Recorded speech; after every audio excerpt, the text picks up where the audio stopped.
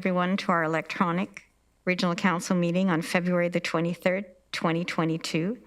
Due to the COVID-19 pandemic, Regional Council is practicing physical distancing. I'm present in the council chambers. Other members are participating electronically. I would like to acknowledge the land on which we gather virtually today is the traditional territory of the Haudenosaunee, the Anishinaabe, and the Neutral people. We acknowledge the enduring presence of the Indigenous people with whom we share this land today, their achievements, and their contributions to our community. What I have learned from First Nations is that our relationship with the land should be one of stewardship rather than ownership, and I am honored to make this journey with them. I would now ask on Will Short, our clerk, to please do the roll call. Thank you, Chair. Chair Redmond. Present. Councillor Armstrong. Present. Councillor Clark. Present. Councillor Erb. Present. Councillor Foxton. Present. Councillor Galloway. Present. Councillor Harris. Councillor Jaworski. Here. Councillor Jowett. Here.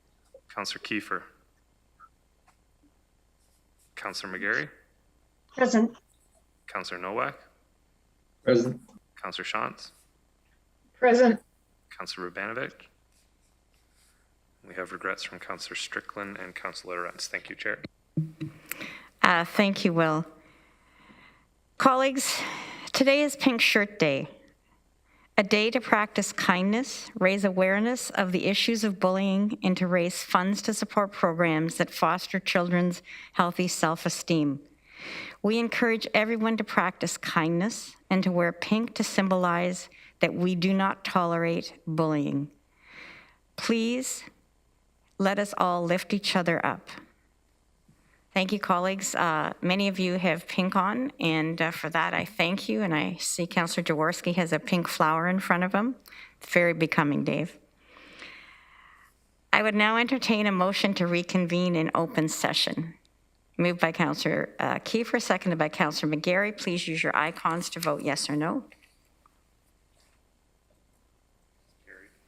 Thank you, colleagues. We are now in open session. Are there any declarations of pecuniary interest under the Municipal Conflict of Interest Act? Seeing none, colleagues, I would welcome Dr. Wong and Vicki Murray to give us updates on the pandemic and the vaccine rollout, and after that I will entertain questions. So welcome, Dr. Wong. Thank you, Chair Redmond, and good evening, councillors. So Kathy will project my slides.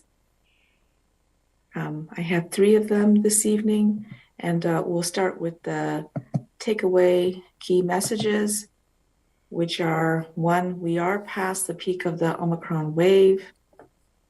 2, resuming activities cautiously and gradually will help our healthcare system and those waiting for surgeries and procedures. And 3, vaccination remains our best defense for current and future variants. Next slide, please. Our indicators continue to move in the right direction. After a temporary plateau, the wastewater signal for COVID-19 is declining at all sites. The signal remains high relative to previous waves at this time and continues to be dominated by the Omicron variant. Mostly the original BA.1 subvariant, although there has been a moderate presence of the new BA.2 subvariant. The 7-day moving average of percent positivity of the tests that are taken continues to slowly decline. And at the last weekly update, it was at 11%. Outbreaks in high-risk settings are also declining. As of February 22nd, there were 16 active outbreaks, 5 in long-term care and retirement homes, 6 in other congregate settings, and 5 in hospitals. Although new hospitalizations are declining as well, hospitals continue to be under pressure, with COVID-19 hospitalizations still relatively elevated compared to previous waves, and the need for the hospitals to ramp up delayed surgeries and procedures as quickly as they can. It is normal that it will take longer to depressurize the healthcare system. And last slide, please. The province has previously indicated that assuming indicators continue to head in the right direction, the next step of reopening would occur on March the 1st, at which time capacity limits would be lifted for all indoor settings, and the provincial proof of vaccination requirements would also be lifted, with businesses being allowed to implement them voluntarily. Mask requirements, though, would remain in place for the time being. I anticipate more specifics will be released by the province closer to March the 1st. I request that residents be respectful and considerate of everyone's different comfort level with the removal of measures that have been in place to protect us. Vaccination remains our best defense for current and future variants, so I encourage everyone to complete their vaccine series, including getting their booster. Get your booster dose, even if you've been infected with Omicron, after 3 months is optimal. And a booster dose is available now for anyone 12 years of age and older. And that's all from my update. Before I pass it to my colleague, Pecuniary, I would like to mention that this is her last update to Council as the lead for the vaccine rollout, and I would like to express my sincere gratitude for all the incredible work that she has done and the stellar leadership that she has displayed all throughout the pandemic and the vaccine rollout, and in particular, that has been so helpful to us during the vaccine rollout when she was leading it for us. Thank you. Thank you, Shuli. Over to you, Vicki. I'll let you catch your breath. Thank you so much, Dr. Wong. I truly enjoyed every minute, and I certainly appreciate it. And it's only been such a great experience because I've been surrounded by so many great people. It's definitely a team effort.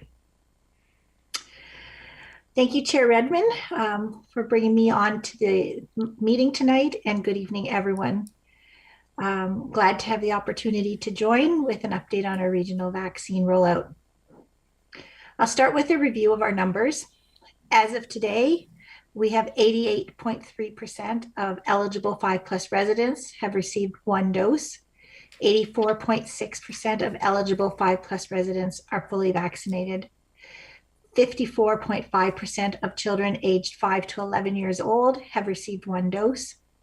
We have given 291,071 third doses in Waterloo region. We need 9,490 Waterloo region residents to get their first dose to reach our target of 90% of 5+ residents having at least 1 dose. And we have given over 1.25 million COVID vaccine doses in Waterloo region. I'm pleased to be able to share these accomplishments with Regional Council today. The Region of Waterloo Vaccine Task Force has been working hard over the past 15 months to provide a variety of unique opportunities in order to facilitate COVID vaccination across our community. One example of a successful and innovative vaccine solution was the workplace-led clinics that local businesses ran the past 2 months. 24 different workplaces ran 51 different vaccine clinics and provided over 5,300 doses. Our community has also done an incredible job of stepping up and getting their vaccine, whether at a workplace-led clinic, a mass immunization clinic, a school clinic, a community clinic, a bus, a hospital, a church, and the list really does go on and on. We have been innovative and hardworking together. Our vaccination goals have been high, and thankfully, the combined community response has made them reachable. I'd like to express my thanks to all our Waterloo Region residents, those who got vaccinated, and those who made vaccination happen. Our vaccination accomplishments have allowed us to protect ourselves and each other against COVID and has helped move our community into a position where we can gradually ease restrictions. Even though we have been very successful with the vaccine rollout, we are definitely not ending our vaccination work. With the changes in vaccine uptake, we are moving our focus from the mass immunization clinics to an outreach model. This week alone, as part of our outreach work, we are offering over 20 mobile vaccine clinic locations. There's 10 school clinics, 9 community micro clinics, 6 township clinics, plus multiple hospital clinics. We are currently working with our local school boards to finalize location for vaccine clinics in our high schools over March break. The emphasis of these March break high school clinics will be to provide options for the 12 to 17-year-old third doses, and in addition to provide the opportunity for a full family clinic for all doses for anyone aged 5 and up. Our team has also started working on plans to get the vaccine buses back on the road as the weather starts improving this spring. This past Friday, 12 to 17-year-olds become eligible for third doses. I was at Pine Bush Friday afternoon and was glad to see the influx of this group into the vaccine clinic. In the first weekend of third dose eligibility, 2,240 12 to 17-year-olds have already gotten a third dose, leaving approximately another 24,000 eligible to still receive their third dose. On a personal note, as mentioned, I will be returning to my role as Director of Pharmacy for Grand River Hospital and St. Mary's General Hospital next week on Tuesday, after spending the last 9 months leading our regional vaccine response. It has been an honor and a privilege for me to work with so many amazing, caring colleagues who have made getting our community vaccinated their priority over the past months. My thanks to everyone for their support, encouragement, and understanding. In particular today, I'd like to take a moment to thank the Regional Council, all of you. I've always felt appreciated and your support right from my earliest days on the task force when I was getting that first Grand River Hospital clinic up and running. Whether through your thoughtful questions or your hands-on work directing traffic at a drive-through clinic, I know that your support for myself, our team, and our community has been unwavering. This will be my last presentation to Regional Council, and I'm pleased to be handing over leadership for the next phase of the vaccine rollout to David Aoki, Director of Infectious Diseases and Chief Nursing Officer of Regional Waterloo Public Health. I've appreciated his strong support over the past months and know that David and the core vaccine team will continue to provide committed, thoughtful vaccine management for our community. Thank you so much. Thank you so much, Vicki. I'll now open the floor up for questions. Councillor Foxton. Thank you so much, Chair. And Julie, I was going to ask you, the new variant, whatever it is, number 2. I have heard, there's rumors going, all kinds of rumors going around. I've heard that it's more spreadable and causes greater illness. What can you tell us about it? Thank you for the questions, Councillor Foxton. So what we know about the new subvariant of Omicron, BA.2, is that it appears to be more transmissible than BA.1, but it does not appear to be more severe, and it appears to respond as well as the original subvariant to vaccines.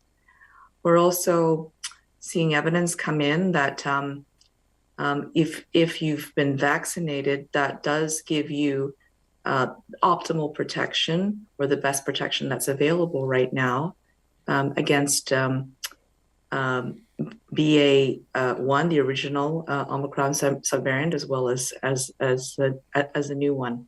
So in terms of what we need to do, we need to continue with our plan right now on optimizing everyone's vaccination. Thank you. And I will correct those people who said it was more severe. So, and Vicky, there are not words. You did a great job. When she said 9 months, I'm sorry, I'm a woman. I thought you gave birth, you know. And maybe that's just what you did. You raised a clinic. So well done, our friend. You did great. Thank you. Well, we did it as a team. And honestly, I had to count it up, but it doesn't feel like 9 months. I can only account for less than half of that. The time just flew by. Thank you. Councillor Galloway. Well, first and foremost, I want to thank Vicky as well for the great job that was done. You know, there were problems in a variety of areas across the province, but you know, our clinics and our system worked really, really quite well. Oh, yes, there were problems and there were issues and so on. But when we make comparisons to other areas, the work that Vicky did and the work that her team did and all the volunteers did was just exemplary. And Vicky, I want to thank you for that. I did volunteer just a very few times, but whenever I was volunteering, you were there. I don't know how you could be at all the clinics all the time, it seemed. And appreciate the tremendous amount of time, tremendous amount of effort that you put into the vaccine administration. And particularly, I want to thank you for the day that you did run out for me out in the parking lot at Bingham's. I appreciate that very much. The question I had, not to you, Vicky, but to Dr. Wong, really follows up on Councillor Foxton's question about the new subvariant. When Omicron presented itself a few months ago, there was a fair bit of talk about how it had gone through, you know, South Africa and the Netherlands and a few other countries a month or so ahead, and it was fairly predictive in terms of how the wave would go. Do we have the same kind of information for this subvariant, or are we not anticipating, you know, that kind of a wave or that kind of a curve associated with the BA2? Yeah, what I've heard from experts that I've spoken to at the province is that it's hard to predict at this time what it may look like for us if BA.2 becomes more prevalent, because of the fact that different jurisdictions had different measures and lifted different measures at different times. And so, you know, even if their vaccination rates can be relatively comparable to ours, like a lot of Western countries are, it's kind of difficult to really foreshadow, you know, what may happen if BA.2 becomes more prominent. But it does appear at this time that, you know, if someone's been infected or vaccinated recently, then it's less likely that they'll get BA.2, although it's still possible, and that appears to be a higher risk for people that have never been vaccinated. So if you've gotten BA.1, the original Omicron, it's more possible for you to get the new variant as well if you've never been vaccinated. But overall, it doesn't appear to be as likely. Now, that said, it's possible that, you know, the immunity from either an infection or the vaccine does wane over time. So it's harder to predict longer into the future what may be the impact of BA.2 if it, for example, continues to stay with us, like, for example, into the next winter respiratory season. So what we do know at this time, though, is that when a population has had good vaccine uptake, it helps it continues to help. And we've seen this with every successive variant. It continues to better protect them, even if the protection is not 100% against the next variants that emerge. There's a base of immunity and protection that appears to continue to be there, at least against the severe impacts of Omicron variants. Of COVID-19 variants, like we just saw with the Omicron variant. So really, that's really why I'm saying that, you know, it's impossible to predict what may happen, but we do know that we can see future variants that can lead to greater transmission. We may have another wave of infections, but our best defense, and really offense actually, against what may come our way is to continue to try to optimize the vaccination of our population, as vaccination seems to be better for longer term immunity. Thank you. Councillor McGarry, please go ahead. Thank you, Madam Chair. And through you, I wanted to also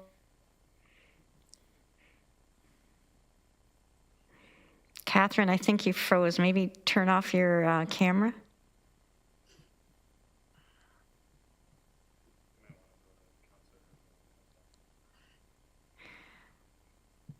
Okay, I'm going to go to Councillor Erb next. Please go ahead. Thank you, Madam Chair. First, thanks, Becky. Not only were you very professional and carried out your role, the administration and the work you did was exemplary. What I appreciated most was your enthusiasm. Regardless of the numbers that you gave to us at times, which maybe didn't quite meet your expectations or what we would hope, it was hard not to feel good. And I'm sure you conveyed that to the whole team. And so thank you for that energy, the enthusiasm. I remember a day being at Binghamton for one of the mass clinics, and there was thousands of people there. You were the most popular person with questions and people wanting directions, and it just rolled off of you like water off a duck, that you were just so positive. And so thank you for being who you are and instilling that in the team. Thank you so much. I think the one of the numbers that you said that there's still 9,400 people in the region to get their first dose. Did I write that down properly? To get to 90%.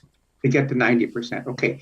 So of the mobile clinics that we're running now, what is there a percentage of people that are coming for first doses?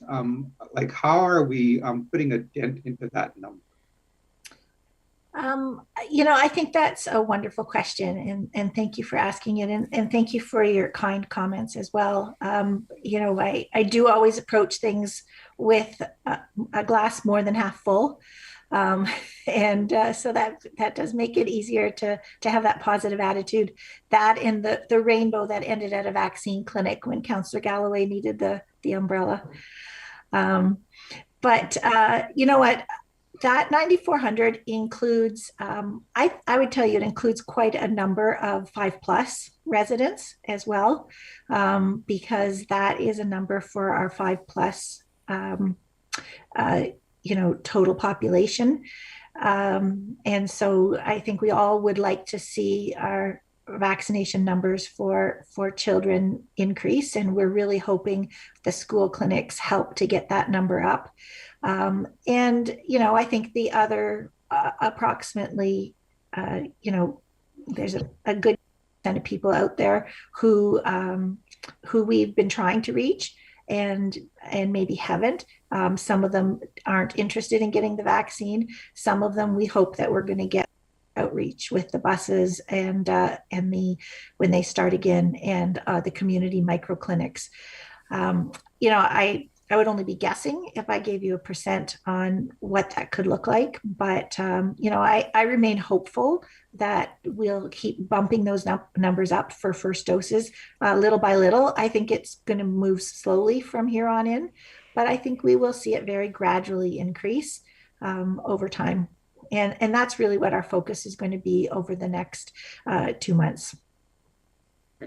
That's helpful. Thank you. And to know that you're hopeful makes a big difference. Thank you. Back to Councillor McGarry. Thank you, Madam Chair. Sorry about that. Poor internet sometimes. And Vicki, I wanted to say thank you, and thank you for all that you've done and your wonderful updates and your positive attitude. It's made a tremendous difference.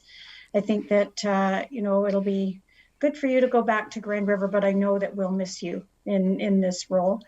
I did also want to ask more along Councillor Erb's question of the 9,400 that still need their vaccination to reach 90%. Can you estimate how many, is there a particular age group that we need that? Is it mostly the younger folks, like the over 5 to 11 that is mostly missing from those 9,400? Correct. It's really the 5 to 11-year-olds that make up the big portion of that. It was a couple weeks ago that I ran some of the numbers, and I believe it was around 7,000 5 to 11-year-olds would bring us up to 70% vaccination rate for the 5 to 11-year-olds.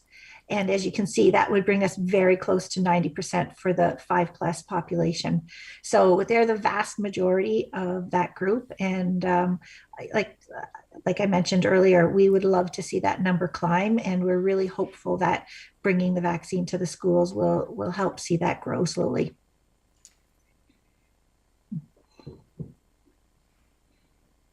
So I see no further questions. I think I shared this sort of reminiscence at a Friday community update.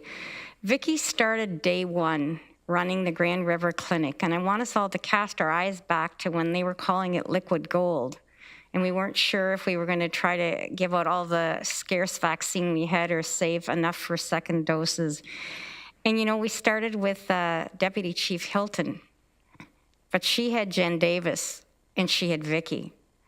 And then Jen left and Shirley left, and Vicki didn't have another Vicki. Vicki had an amazing team that followed her, not only from Grand River Hospital, but Cambridge Memorial and St. Mary's.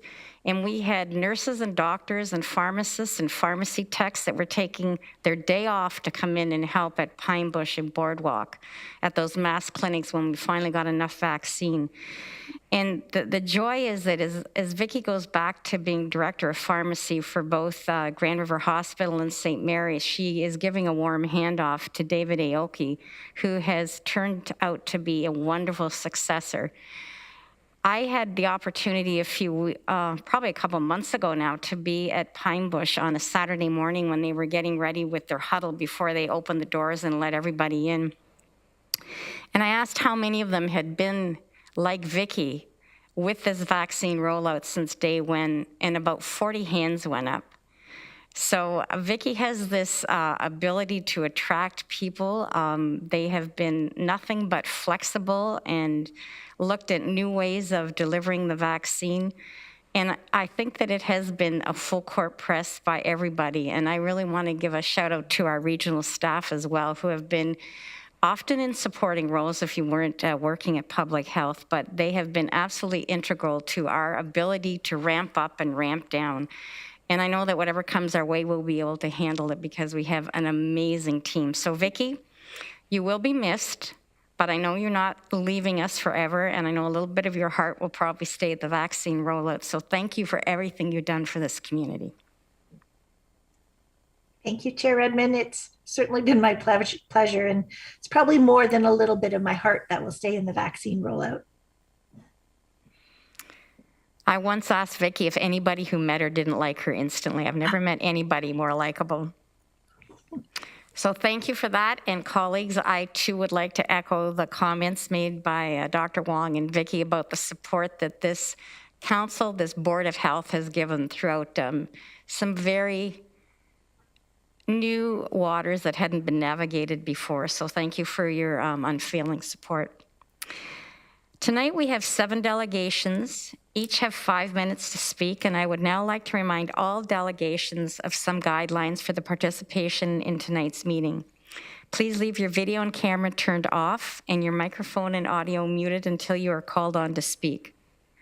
If you conduct yourself in any of the following manners, it will result in immediate removal from the meeting.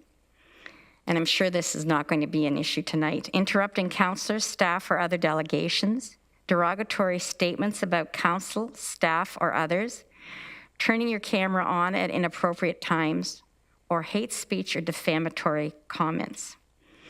So I'd now like to welcome our first delegation, Simone Larin from Kitchener, to talk about mask use bylaws and GRT policy. Welcome, Simone, and you have 5 minutes. Thank you, Councillor. Hey, Council. If you've taken the bus in the last week, if you could please press the raise hand button now, just so we can get a visual representation on the screen. Oh, my cat will be joining us. She loves to be on Zoom. So you've seen me before. Maybe you don't remember, and that's okay. It was back at the end of a rather long meeting last May, and my delegation was just 3 minutes. But as regional chair just said, I am here for 5 minutes this time, and I'm going to be really clear. So I'm going to ask my question, explain why I'm back in front of you again, and then restate my question at the end so that we're all on the same page here. So my question is pretty straightforward. Why did you deliberately choose to keep public transit drivers who share airspace with the public exempt from the masking bylaw? So I believe that you are all educated folks who believe in science. And this far into the pandemic, with Dr. Wong here, you're all well aware of how COVID-19 spreads, Maggie, through airborne particles between folks. So I'm not going to use my delegation time to explain COVID-19 transmission. You listen to experts give almost every meeting an update how to best contain the spread of this virus. And if you've been listening, you would know by now that a partial plastic partition alone between a worker and the public is not sufficient to slow the spread, and that adding in vaccination sure helps, but masking is still recommended. These recommendations are aligned at the regional, provincial, and federal level. You would know that there is nowhere that recommends the setup that the Grand River Transit has in place as being sufficient to protect the public. Now, when I spoke to you last May, I asked that the masking bylaw, which was being extended at that meeting, could be amended to explicitly include transit workers. So you see, this is the bylaw that Grand River Transit cites in its internal policy. And when you speak to the head of Grand River Transit and ask why the policy can't be changed to just simply amend adding in masks, they consistently refer you to regional council, to yourselves, if you want any change to happen. And they say that the bylaw is what needs to change. So I brought this to you in May, and I had hoped that you would listen and you would care about this. And as someone who takes the bus frequently, I felt it made sense to bring it to your attention. So I asked earlier if any of you took the bus last week. If the clerk wants to chime in and correct me at this point, I welcome it, but I did not see any hands raised. So there seems to be a bit of a divide here. You may not see the problem, so aren't acting on it, but I see the problem, Council. So I am just here to remind you that you had the opportunity to act and to protect the public that you serve a little better in this pandemic, but instead catered to the internal policy of a corporation. And why? I honestly don't know, and that's why I'm here. So I said it last May, and I feel it bears repeating. The GRT knows there's a hole, and they continue to defer to you to pass the hole. Now, you may be wondering, why now? Why am I back here? Why not months ago? I'm well aware that this masking mandate is going to end at a provincial level quite soon, but we have seen, but you I feel that it's important that you know the impact this has had on my life as one of your constituents. I'm disabled. You can't see it, but I am. I live with a brain injury and it gives me intense chronic pain. And being on a computer exacerbates this pain, but sometimes I feel it's worth it, like giving a delegation to council. When we aren't dealing with high cases of COVID-19 in our community, like in precedented times, I get treatments to combat the pain at the neurology ward of the Grand River Hospital. Shout out to Dr. Khalil. But when cases are high, like now, these treatments are canceled and it's out of my control and I can't work and disrupts my life. And the pain medication my neurologist has me on takes the edge off. But to be frank, this pandemic has made me lose hope. And I'm only 27, council. I've not had the capacity to engage in normal life during this pandemic. And this is the earliest I could come back to you as a delegate. Almost 9 months since I saw you last, just because the pain's so bad. I've got 15 seconds, so I'm just going to restate my question for you because I talk very quickly, or not quickly enough, I guess. I'd like to believe you have the best interest of the community at heart. I do feel that you could have done more during this pandemic. And when I think back to the meeting that was in May, you spent about 40 minutes talking about sign placement for the upcoming election that you have. And only one councillor asked if I understood that masking was in the control of an internal policy for GRT and not reliant on a bylaw, when that was the crux of my delegation. So again, I'm just asking, what went on here, council? Why have transit workers gotten special treatment? Is it because you don't take the bus and don't see the problem? So why did you deliberately choose to keep public transit workers who share airspace with the public exempt from the masking bylaw? Thanks for listening. Thanks, Simone, and thank you for being attentive to the time. I am not seeing any question from council. So again, thank you very much for coming to express your concerns. The next delegation is Fauzia Mazhar, Executive Director, Coalition of Muslim Women of Kitchener, to speak to the recommendations to counter Islamophobia, and it is a report that we will be dealing with later. Fauzia, welcome. You have 5 minutes.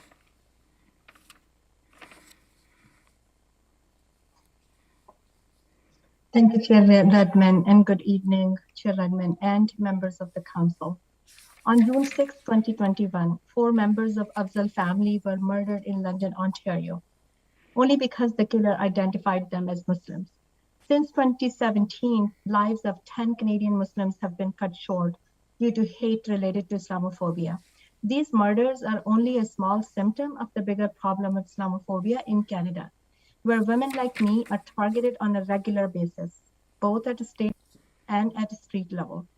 We get taunted, yelled at, spat at, shoved, pushed, and punched in public spaces such as parks, parking lots, malls, public transit, roads, public offices, and just outside of our homes in our own neighborhoods.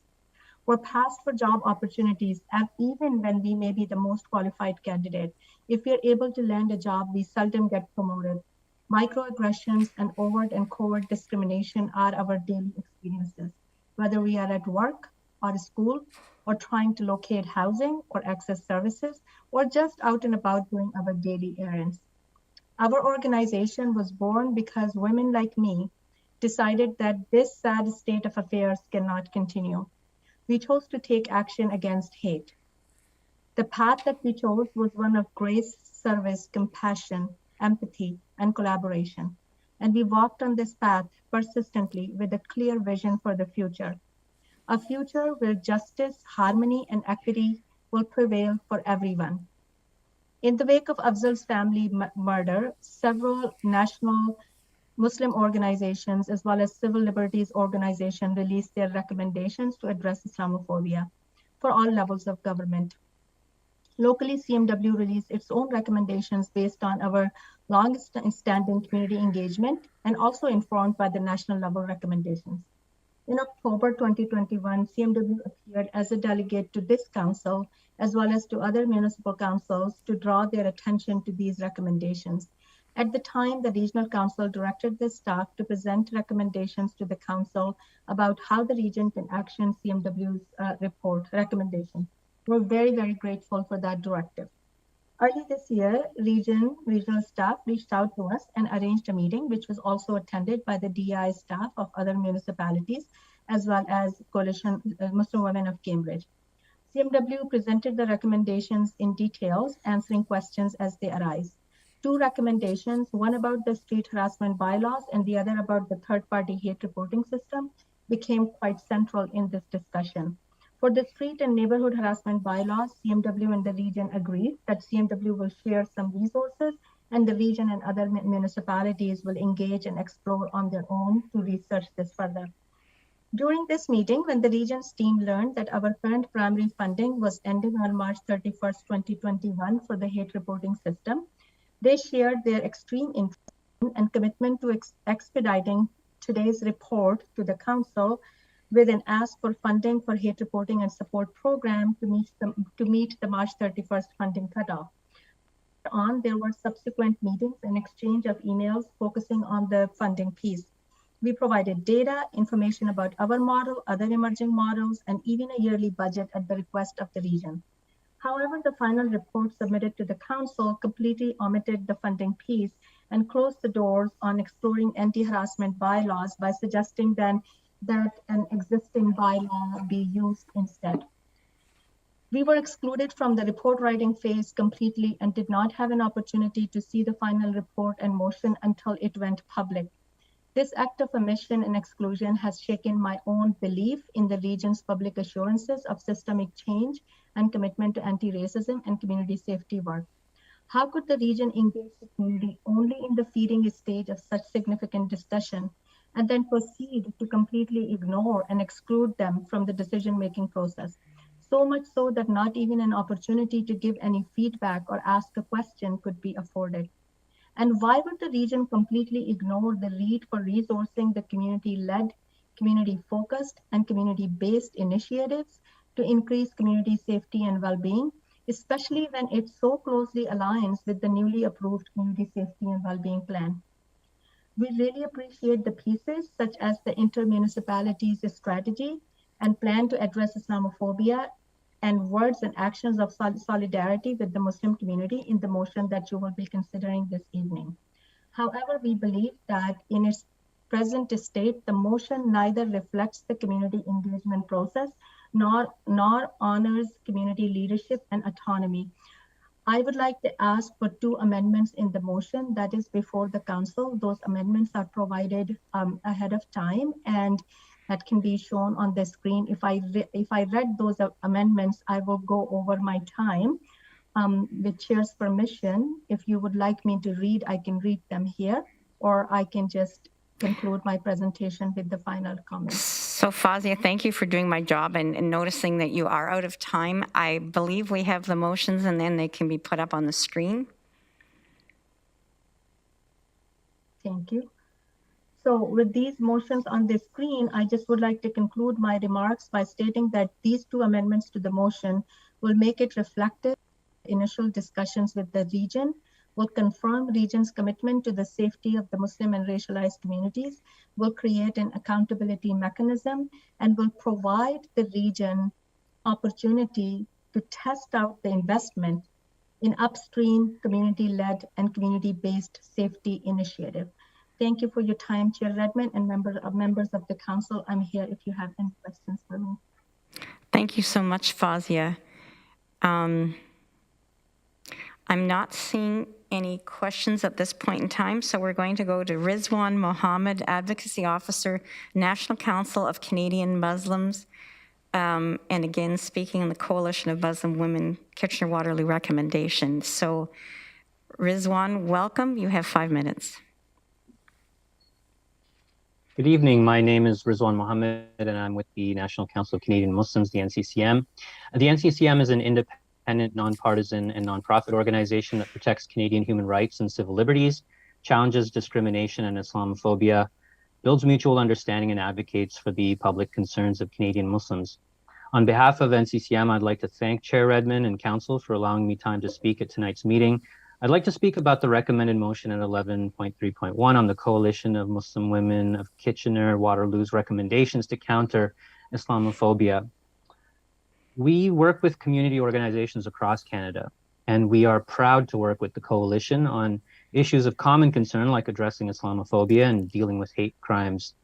Leaders of the Coalition like Executive Director Fauzia Mazhar, who you just heard from, Director of Programs and Services Sarah Shafiq, and their whole team really work tirelessly to serve the Muslims and the broader community of Kitchener-Waterloo. Their work often serves as models to inspire and follow for others across Canada. We welcome commitments in this motion to continue partnerships established with the Coalition of Muslim Women of Kitchener-Waterloo and other organizations mentioned to collaborate on a coordinated strategy to counter Islamophobia. I'd like to remind us that to counter Islamophobia effectively, a coordinated strategy needs to include an effective hate and discrimination reporting system. But for that hate and discrimination reporting system to be effective, the organizations that administer them must also offer relevant and appropriate supports for victims of hate-motivated incidents and discrimination. This is how trust can be built and maintained. Organizations must also understand barriers to reporting and work to remove them. Further, organizations must engage in ongoing education to promote reporting. And this, Council, is precisely what the Coalition of Muslim Women of Kitchener-Waterloo's Hate and Discrimination Reporting and Support Program does in ways that make it a leading model in Canada.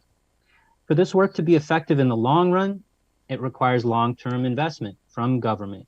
If we do not invest in programs to address hate and discrimination, we don't only risk undermining the safety and well-being of some segments of our communities, but we also risk undermining our economic vitality. We risk undermining public confidence in our democratic institutions in the long run. In light of that, we at the National Council of Canadian Muslims urge Regional Council to commit to long-term financial support for the Coalition of Muslim Women of Kitchener-Waterloo's Hate and Discrimination Reporting and Support Program. This is the strategic thing to do to serve both the public interest and the moral interest. And it's consistent in principle with the region's commitment, with the region's community safety and well-being plan, as well as the region's commitments broadly to diversity, equity, and inclusion, to anti-racism, and to investing in upstream and community-based and community-led community safety interventions. This recommended motion represents important commitments that will positively impact community members for generations to come. We hope you will pass it in a way that enables effectively operationalizing these commitments with due consideration for public accountability and in meaningful collaboration with your community partners like the Coalition of Muslim Women of Kitchener-Waterloo. We hope you consider the amendments to the motion that they've articulated tonight. Thank you very much for your time, and I'm available for questions if there are any. Thank you so much, and under time. Well done. I see no questions, so Rizwan, thank you very much for coming. And I'll go on to our next delegation, Maedith Radlein from Kitchener, speaking on the same issue. Maedith, welcome. You have 5 minutes. Thank you, Madam Chair, and thank you, councillors, for the opportunity to speak. So I'm here as a concerned member of the community, and I'm speaking on behalf of community organizations which are discouraged by the seeming lack of understanding as to what community engagement is.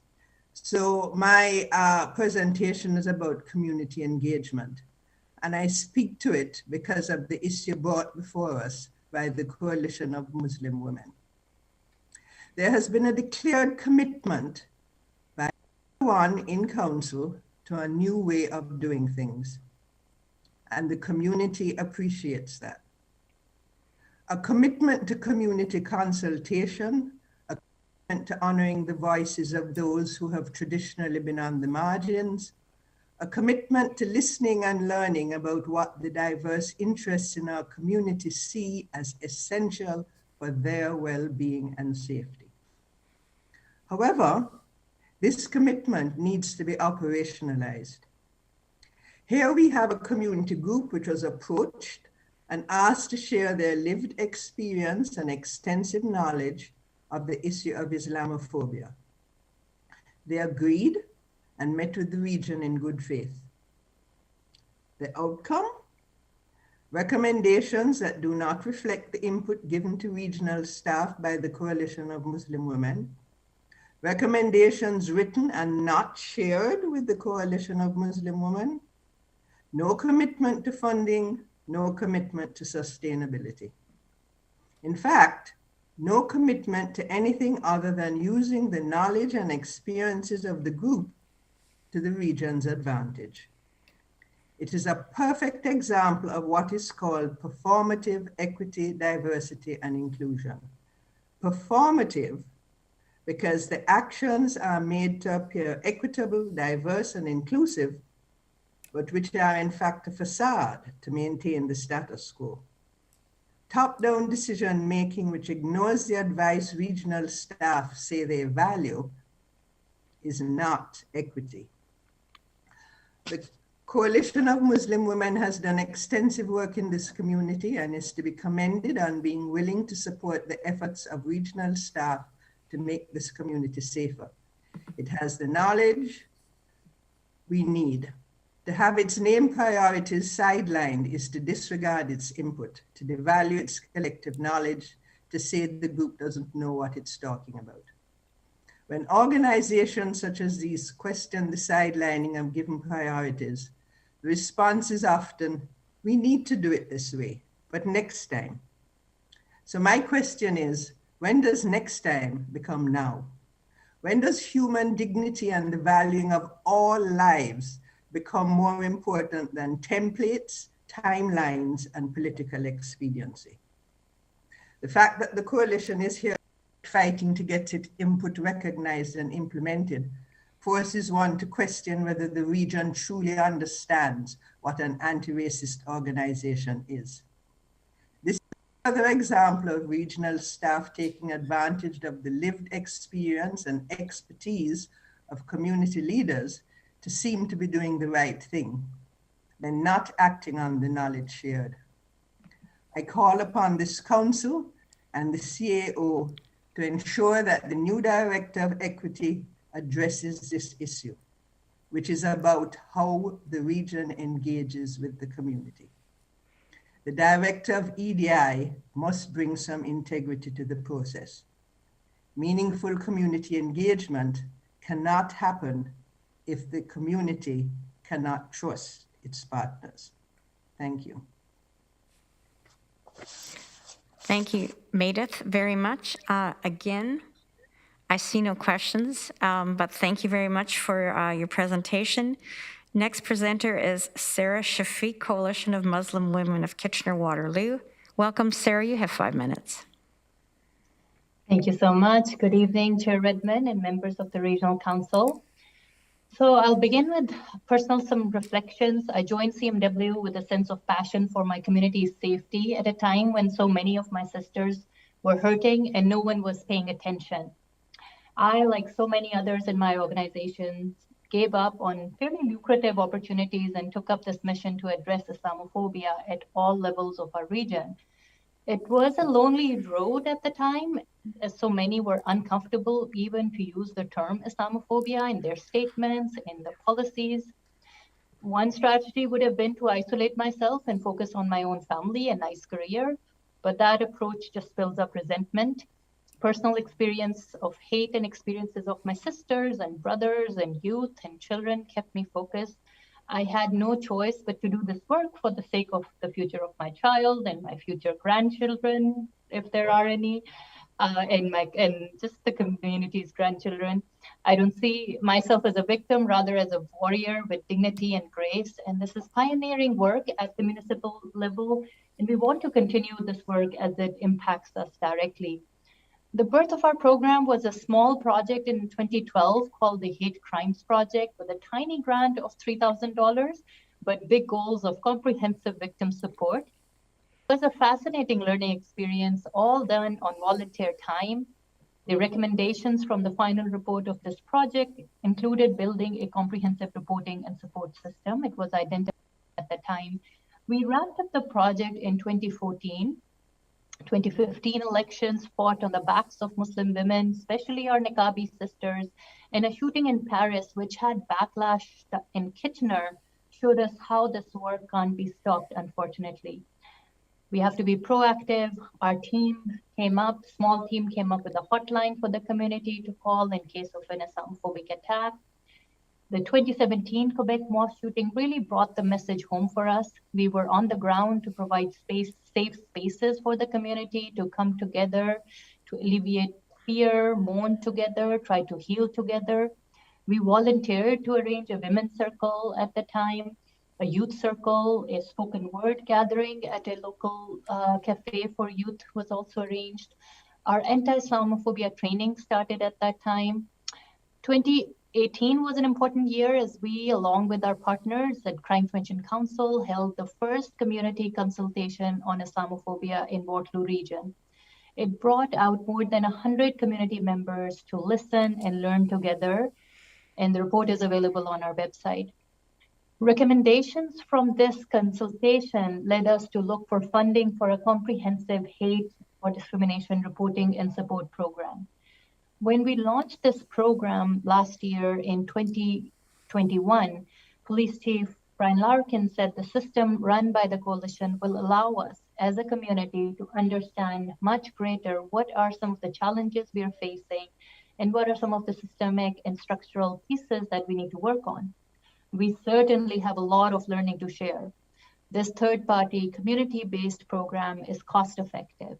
It is prevention work, it is upstream work, and it's proven effective. It's a great chance for the region to take up this fully functional system to make a difference in community safety and well-being. This will be a precedent-setting action for other Canadian municipalities as well.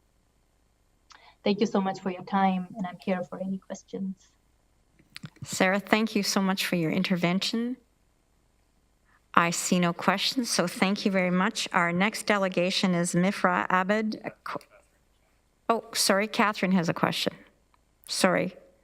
Go ahead, Catherine. Chair, it was a little late in coming. I just wanted to ask the delegate where they obtained their funding for the projects that they've been doing for a few years. The funding has been coming from a federal grant and a provincial grant, primarily for this system, and it will be ending in March. The primary funding will be ending in March. Thank you very much for the work that you do. Thank you. Okay, Sarah, before I let you go, I'm just going to look really closely. Okay, I think we're good. Thank you. Mifra Abed, Coordinator Together Against Islamophobia. Welcome, you have 5 minutes. Good evening, Madam Chair and all the esteemed councillors. I have a presentation and I'm not sure if I'm supposed to share or somebody on the region staff will be sharing. I have sent the presentation beforehand. Staff have it and they'll share it. Thank you. So good evening, everybody. My name is Mifra Abed. I'm the coordinator of the Together Against Islamophobia program with the Coalition of Muslim Women. And I'd like to make a brief presentation on this hate and discrimination reporting and support program that is run by the Coalition of Muslim Women. Next slide, please. The Coalition of Muslim Women started this hate reporting system with one mandate: to help those who have experienced hate and discrimination and have no avenues for redressal and help. This has been the lived experience of so many of us. As Muslim women, we all know too well what it means to feel dismissed, bullied, or assaulted. We also know that this experience is not unique to Muslim women alone, but the reality of tons of other marginalized and racialized groups and religious minorities. We have lived through the gaps in our systems, and we rose to change that, one case at a time. Next slide, please. I'm sorry, previous slide, I forgot to mention, sorry, I'm a bit nervous. I would just like to highlight some of the key features of our system. One, that it is unique. To our knowledge, there is no other such hate reporting system in Canada. Number two, it is inclusive. It serves multiple racial and religious groups and minorities. It provides support. So we just don't document hate incidents, hate crimes, and acts of discrimination, but 1/3 of our victims request additional one-on-one supports from CMW staff. Number four, it's accessible. We have multiple ways that victims can report in 10 available languages, and more can be made available. We have tried to make this barrier-free. People can text, they can call, they can WhatsApp, they can email, they can report on the website, they can report anonymously, they can report on behalf of someone else, they can report as a witness. We know we're also building trust because we know that marginalized communities are are not likely to report to police and law enforcement, but more likely to report to organizations that they trust.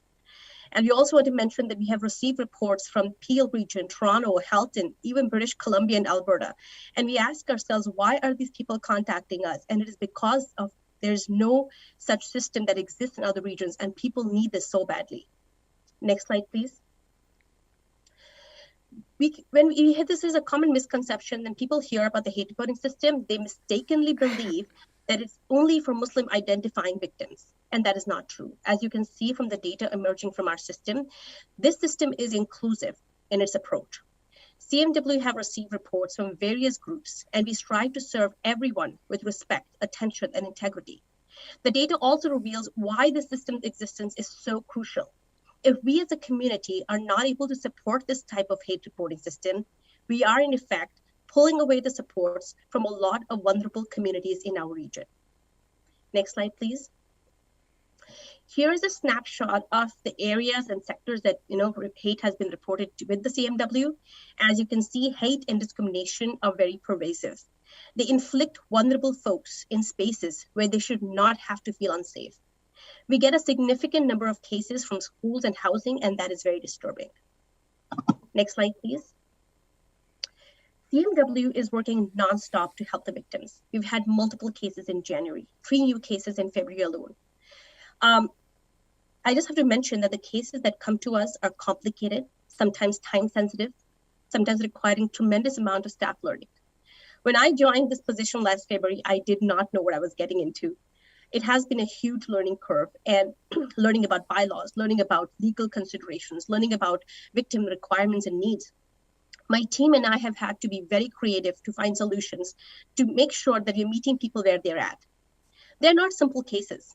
If I can just quote an example, there was one case of racial harassment from a neighbor, and we've been on this case for the past 1.5 years, supporting the victim with multiple interventions, providing them with security cameras, providing them with counseling, providing them with help to deal and navigate police and bylaw systems, working them within the justice system, accompanying them to meetings with lawyers and so on and so forth.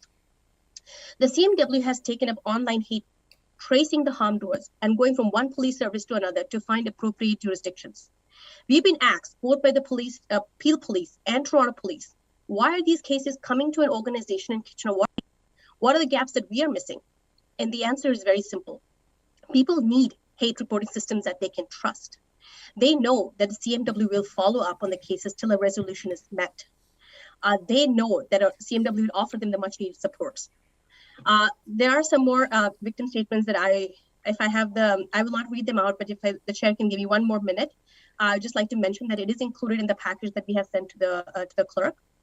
And I just want to show one last slide, if possible, about the types of support that the CMW offers to the victims. And we are constantly trying to add more resources and more kinds of supports for victims. Here's just a snapshot. The next 2 slides are actually victim statements who have very graciously shared their experience with CMW and their experience with the hate that they've received. And I really request the council to look at that. I would just want to end by saying that this work is very resource intensive, and this work requires time. And even if the funding for our project ends, the needs of the community still exist. And I really request the council to consider the recommendations made by CMW on this front. Thank you. I'll be available for any questions if you have any. Mifra, thank you very much. You didn't get started right off the hop till we got up your slides, so we gave you a little bit of extra breathing time. Thank you for presenting this and for talking as quickly as you did. That was a lot of material to cover. Councillor Galloway. Thank you, Madam Chair, and thanks, Mifra, and everyone else for presenting tonight. Mifra, I just want, you had to go so fast, so I just wanted to back up a little bit. Earlier on in your presentation, when you were talking about reporting hate.ca, you identified a whole variety of racialized groups that have reported to that website, if I understand you correctly. Now, is your program dealing with all of those, or just the ones that relate to Muslims?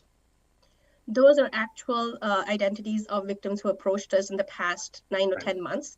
As mentioned, it is not directed only for Muslim identifying victims. Anyone who has experienced hate anyone who's experienced racism, xenophobia, and of course, even Islamophobia, Sure. or even perceived Islamophobia can contact us for support. Okay, that's good. Okay, that's good to know. So it's, yeah, thanks very much for that. Thank you, Councillor Galloway. I see no other questions, and we will share the whole slide deck with all of council. So thank you for that. The last delegation is Sued Mohammad, Kitchener, Anti-Islamophobic Work. Welcome. You have 5 minutes.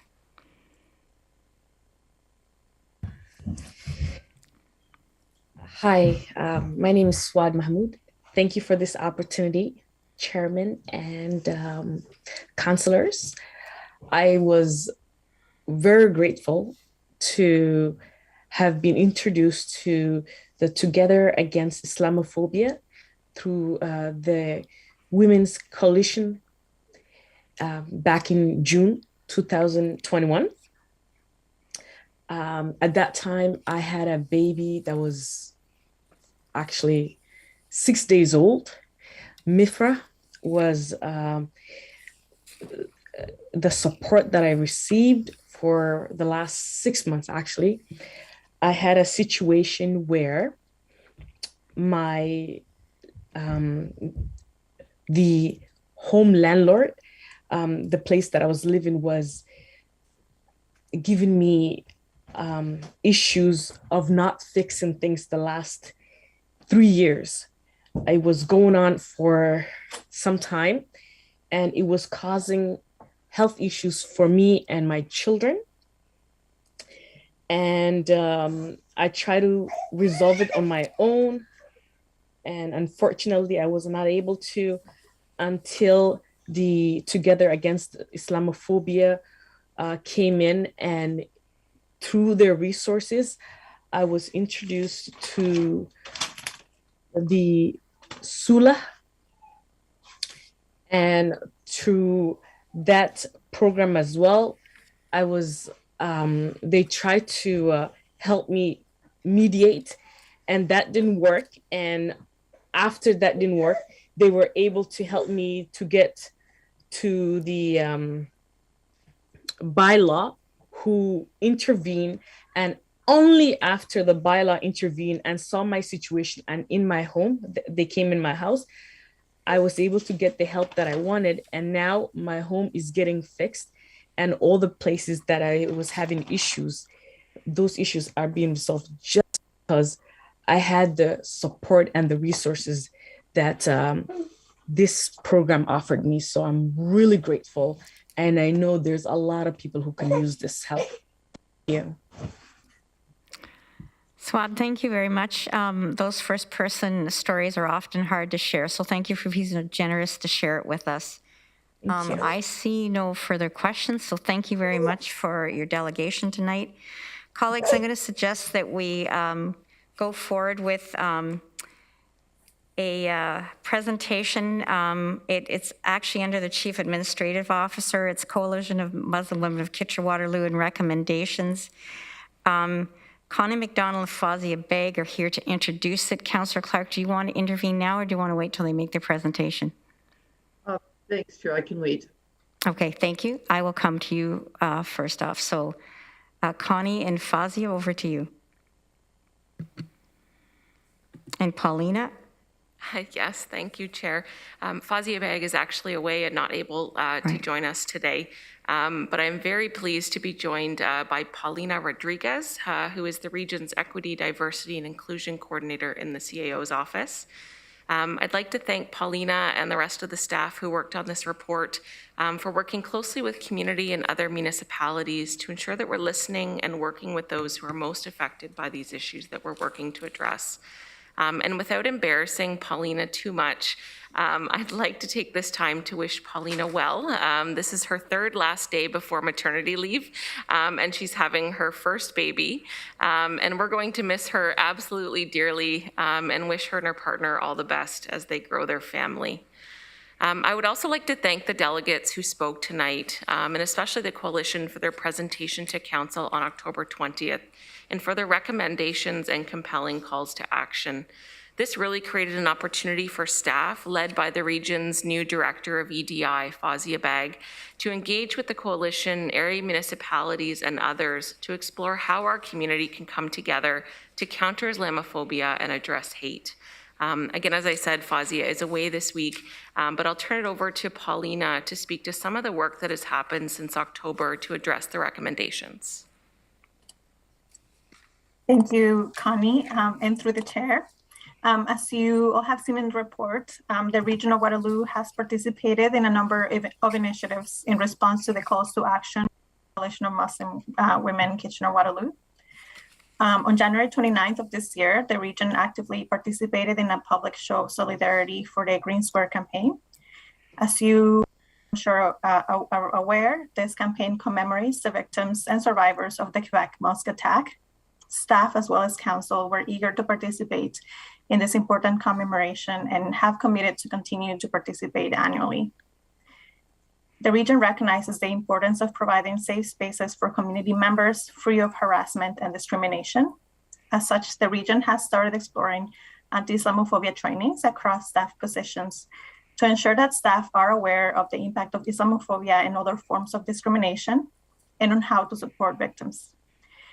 In order to address the larger structural issues of discrimination, staff need to also understand implicit bias, and staff will continue to work alongside the Muslim community to ensure trainings are effective. The region has also reviewed applicable bylaws to ensure that people who are using regional land and facilities are protected from facing harassment and discrimination. Beyond the immediate steps taken to date, the region has established a collaborative partnership with area municipalities. This partnership will allow the region to develop a coordinated strategy that will include data collection and community engagement in response to the Coalition of Muslim Women's calls to action. We're looking forward to continuing to work alongside community partners like Coalition of Muslim Women Kitchener-Waterloo and Muslim Women of Cambridge to develop a long-term strategy that incorporates the recommendations in order to move towards a safer and more welcoming community for all. Now I'll turn it back to Connie for closing remarks. Thanks, Paulina. Today's report was meant to provide an update to Council on progress in working collectively to address the recommendations made in October and to make a number of recommendations to Council based on the work to date. There is one recommendation that was not addressed in the staff report, and I'd like to apologize for not addressing it with information in that report. One of the recommendations was to provide ongoing funding for the Hate and Discrimination Reporting and Support Program. The program has been funded by the federal government, and that funding is ending on March 31st. As you've heard this evening, this is an important and first of its kind program for Waterloo Region. It is also very aligned with the Community Safety and Wellbeing Plan framework approved by Council last month. Staff are very supportive of this program and the service that it provides for local residents. We did not bring forward a funding recommendation at this time, as engagement has not been completed and conversations are still underway with area municipal staff on a coordinated approach.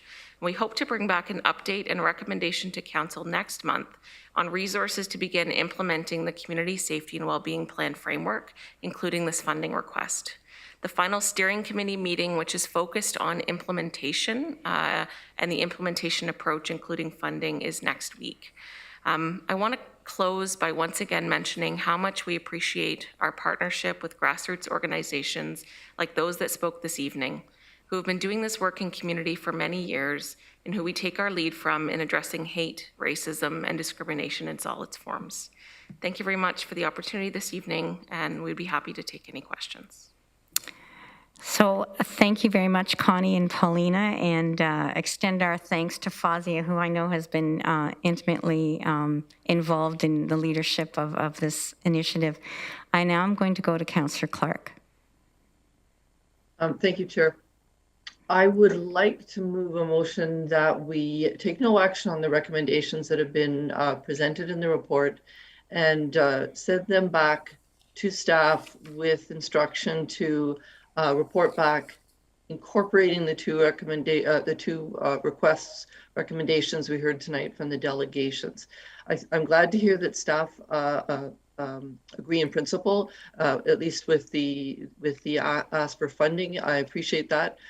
Certainly, I think that many of us on council will agree in principle as well, but to do our due diligence from a fiscal point of view, council needs to know the numbers, know where the money's coming from. We don't have a practice of simply approving, open asks like that. I know that the other request has to do with bylaw issues, and those are legal issues. So I think that we need to have some legal information and a legal response as well. So thank you for that, Councillor Clark. So it's moved that this will be referred back to staff, incorporating and bringing back information, I assume, on the two recommendations that the delegation shared with information and context from a regional perspective. Do I have somebody who would second that? Seconded by Councillor McGarry.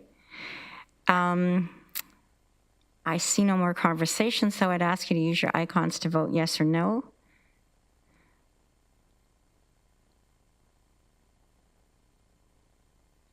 That is carried, colleagues. And Paulina, before you leave on your third last day before you welcome your new baby, thank you for all of your leadership and your consultation with the community. These initiatives need to be community-led. It's great to hear from the community. Really appreciate your leadership. And good luck with that baby. Thank you very much. Thank you so much. And thank you, Connie, for all your hard work. So colleagues, we will now go back to the minutes of previous meetings. I'm looking for a motion to approve the minutes from previous meetings. This is A through F. If I could have moved by Councillor Kiefer, seconded by Councillor Foxton. Please use your icons to vote yes or no. That is carried. Colleagues, you have received electronic versions of information that came into councillors. Anything anyone would like to discuss in that? Seeing none, I would now consider a motion to go into Committee of the Whole to consider reports. It's moved by Councillor Armstrong, seconded by Councillor Nowak. Please use your icons to vote yes or no.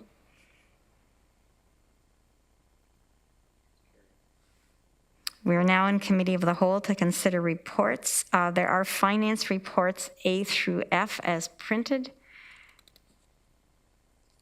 If I could have a mover, moved by Councillor Jowett, seconded by Councillor Nowak. Please use your icons to vote yes or no.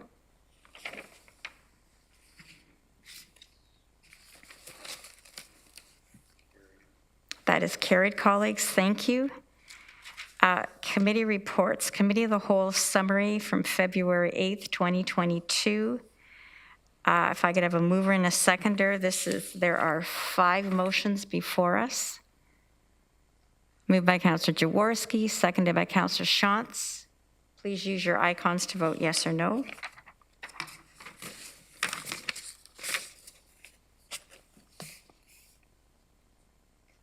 That is carried. Thank you, colleagues. We have an Economic Development Committee summary from February 15th attached. And this motion is that we would extend the COVID Safe Ambassador Program to small and medium-sized enterprises. And we're approving $275,000. This is an agreement with the Greater Kitchener-Waterloo Chamber of Commerce as outlined, dated February 15th. If I could have a mover and a seconder. Moved by Councillor Jowett, seconded by Councillor McGarry. Please use your icons to vote yes or no.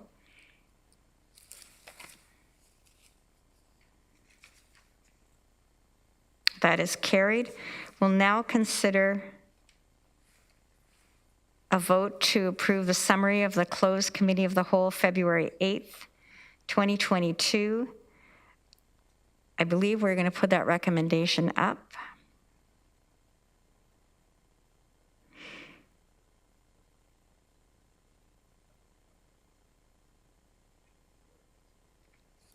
So this has to do with the airport. If I could have a mover and a seconder. Moved by Councillor Galloway, seconded by Councillor Harris. Is there any discussion? Please use your icons to vote yes or no.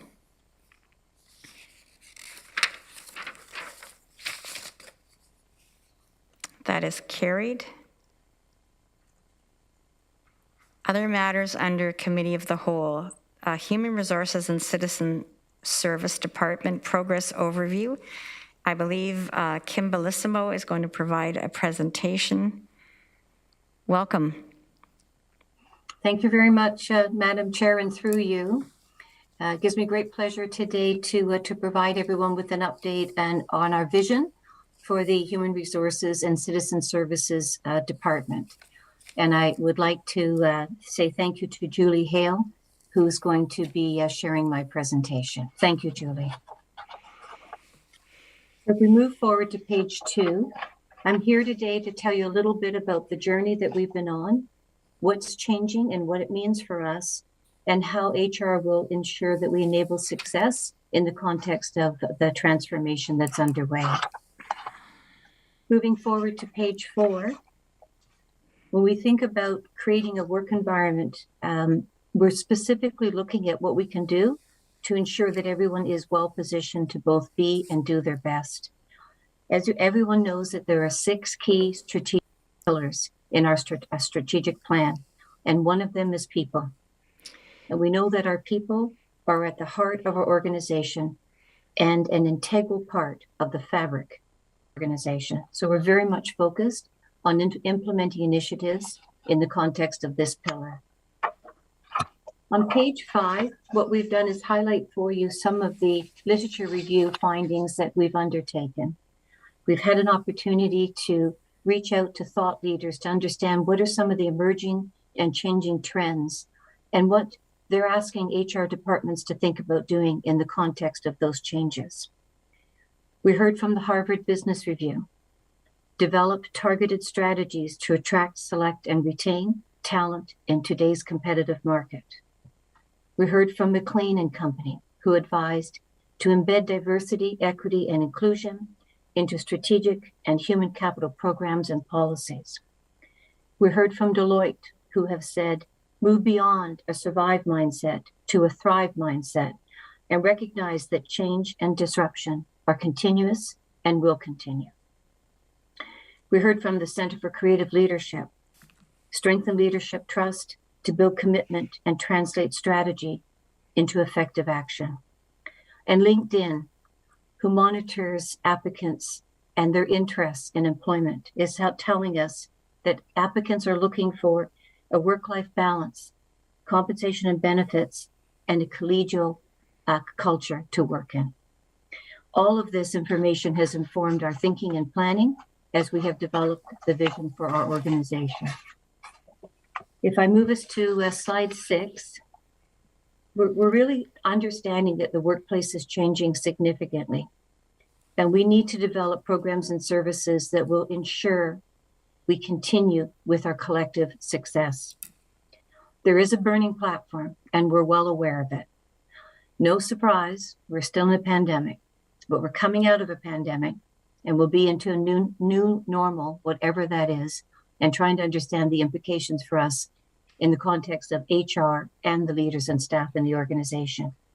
We will continue to have fiscal constraints, and managing through that will be very challenging. We know that members of the community don't really want to just sit by. They want to be active participants in making decisions about the programs and services they receive. We know that disruption change with what we get done and how it gets done will continue. And we know that we have a workforce who's rethinking their quality of life and what matters most to them. This external and internal scan is really, again, has informed our thinking and planning as we've moved forward to develop our vision. On page 7, I just want to highlight the transition from what I'm referring to as a traditional HR function, where we very much are focused on more administration and support, to moving to more of a modern model, where we're very much focused on enabling and leading. Specifically, we're looking at singular business models moving to multiple interconnected business models, ensuring that we work laterally as a department and we create integrated approaches to programs and services that serve best for the organization. We're moving from a fixed mindset to more of a growth mindset, where continuous creativity and innovation and a thirst for learning are going to be integral to the new construct. In essence, what we're doing is shifting the HR focus to build the capability and capacity to create a modern HR department at the region. If we move forward to this second page 8, sorry, I just noticed there's 2 page 8s. A little bit more about the business case for change. We know in the research that we've done that the work is transforming, that the workplace is transforming, and that the workforce is transforming. So when we think about work transformation, what we're seeing and we will see more of, and what we're reading about, is very much the changes that are going to happen in the context of new technology, using data-driven decision-making to really make sure we increase our capacity and use data to continue to inform our decisions. When we think about workplace transformation, it is about creating that adaptive workplace, redesigning work arrangements to be inclusive, equitable, and to enable collaboration. And when we think about workforce transformation, it's about creating meaning in work. Our workers are rethinking what's important, and staying status quo is not acceptable. We will fall behind. We want to create an environment where everyone sees the important role that they play at the region. Change, as we know, is constant. Leading in this rather unpredictable and fast-paced environment is going to continue to challenge us. But we want to refocus the work that we do to enable all our people to thrive in our environment. On the next page, I'll highlight for you some of the steps that we're undertaking. So all of this is work in progress. We're strengthening the foundation of our current department, building new capacity, and creating new programs and services. And our end state is to achieve that strategic and operational excellence, which we're working towards over the next several years.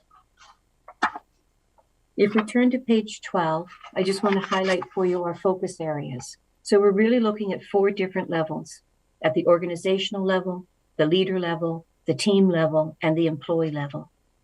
At an organizational level, again, it's back to building that capability and capacity. We're going to be transforming. Change is inevitable. We want to make sure that we're focused on continuous improvement and helping the organization create the skills and capacity to continue to do that. From a leader level, we're looking at unleashing potential through coaching for leadership excellence and helping every leader be the strongest people leader they can be in our organization. At a team level, we really want to make sure that we enable team well-being. We help individuals build resilience and teams build resilience, change agility, and be ready for innovation as we move forward. And at an employee level, what we're really looking at is creating an exceptional employment experience for everyone who works at the region. If we move to page 13, just want to highlight a little bit more about the structure. So on the left, you'll see that that's the organizational structure. We basically are looking at sort of 4 divisions within a department with very specific focus. We're really thinking about solutions that are simple, practical, and integrated. We've got a variety of different stakeholders. And the long-term success outcomes we're working towards is to ensuring the well-being of all employees, enhancing team performance, improving leadership excellence, and organizational effectiveness. And so this is where we've landed on page 14. This is where we're going to get started. I've talked a little bit about some of these things, but I'll go into a little bit more. So HR technology and innovation. We're going to be implementing a human resource information system in the organization. We're going to use artificial intelligence to improve our call center. We're going to take a look at our talent acquisition and retention process. Right from the initial interaction that individuals have with the region, is that a good applicant experience? Remember, first impressions are important. Right through to the hiring manager, is that a good process experience for them? And then, of course, right through to onboarding, etc. We're going to build a talent management system that will have various components, including a 360 assessment, succession planning, performance management, learning and development, as well as talent mapping. We're going to create a value proposition. If we really want to be an employer of choice, we need to know that we've got the right brand to market ourselves as an employer of choice, and we've built the right value proposition. We're going to create a well-being program because frankly, our staff deserve it. And we want to make sure that we create the capacity for everyone to be and do their best. We want to take a look at diversity, equity, and belonging. We need to really think about how we're going to enhance the capacity to ensure that everyone can show up as their whole self, and that we are removing barriers, and that we are creating a strong sense of belonging for everyone who works at the region. We're going to do a culture review. Take a look at our current culture. How is that serving us well? Where do we want to be in 5 or 10 years from now? What does that ideal culture look like? And how might we get there? And we want to continue to build really strong partnerships with our unions. We know that by building strong partnerships, we can do early resolution of issues, mitigate grievances, drive down the cost of mediation and arbitration. But more importantly, we're able to sustain harmony in our workplace. If I could just speak a little bit more about the rationale for a couple of these initiatives that we're going to lead. I'd like to talk a little bit about the talent management program. And I think, it's a given that we're trying to attract and retain the best leaders to work at the region. I would suggest to you, we are on the verge of a war for talent right now. I had the opportunity to reach out to several search firms who've been doing work in public sector for many, many years. And this is what they told me. This is a perfect storm. The uptick on early retirements is greater than ever anticipated. Very few succession plans are in place. The Great Shuffle is truly underway. We have never been this busy in over 25 years. The talent pool is not ready for the roles that they're applying to. We're now encouraging panels to look to potential rather than expecting everyone to have the experience that's required in the role. It's definitely a candidate's market. Working virtually has eroded the relationship and diminished a sense of being connected to the leader in the organization, seeing less loyalty, and individuals are making decisions to move on, driven by title, opportunity for compensation increases. When we think about well-being, I know we all want to make sure that everyone that works at the region is healthy and well. And we want to create, again, a workplace where everyone can be and do their best. We all know the pandemic has affected our staff at a personal, professional, and family level. Everyone has been impacted by this pandemic. There's been limited opportunities to celebrate milestones or to grieve loss in our traditional ways.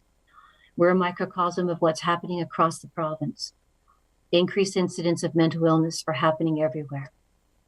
There's very limited access to counseling services, professional care, long waiting lists, etc.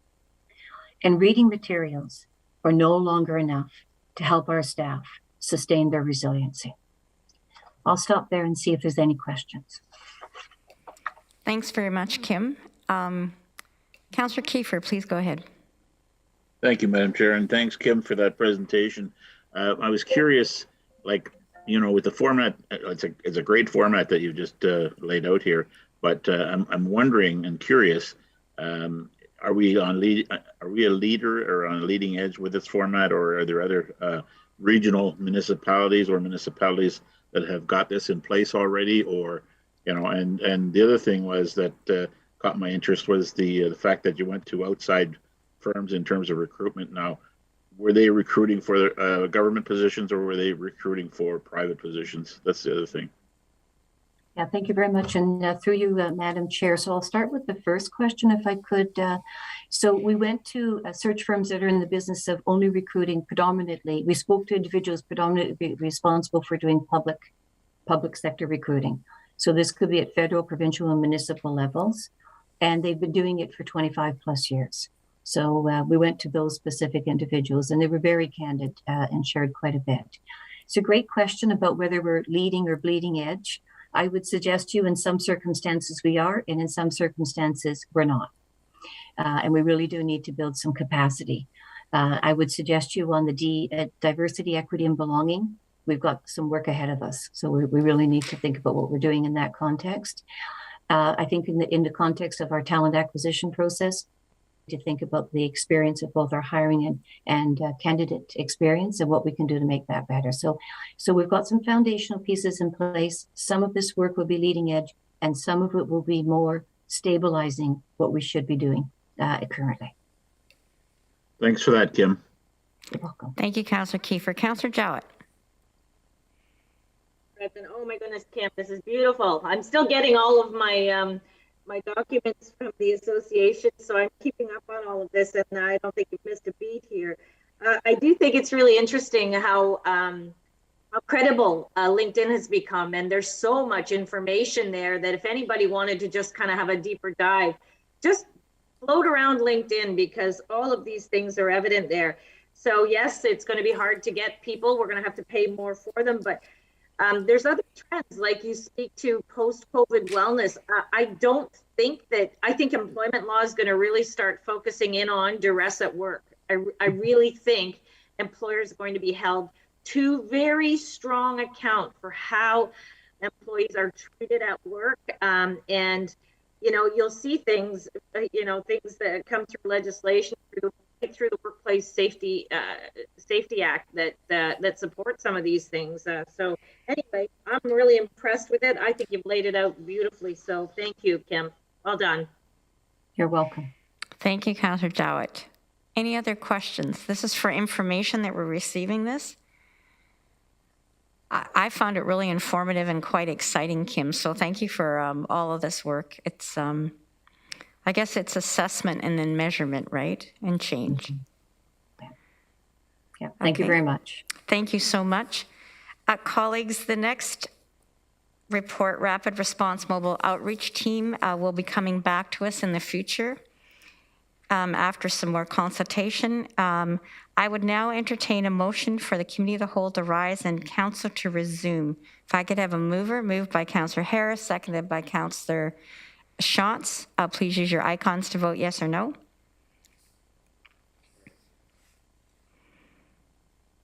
So we are now in we're now in Council. I would entertain a motion to adopt the proceedings of the Committee of the Whole. If I could have a mover, Councillor Kiefer, who hasn't seconded yet. Councillor Jaworski, please use your icons to vote yes or no. Council has now adopted the proceedings of the Committee of the Whole. I have no motions. Are there any notices of motion?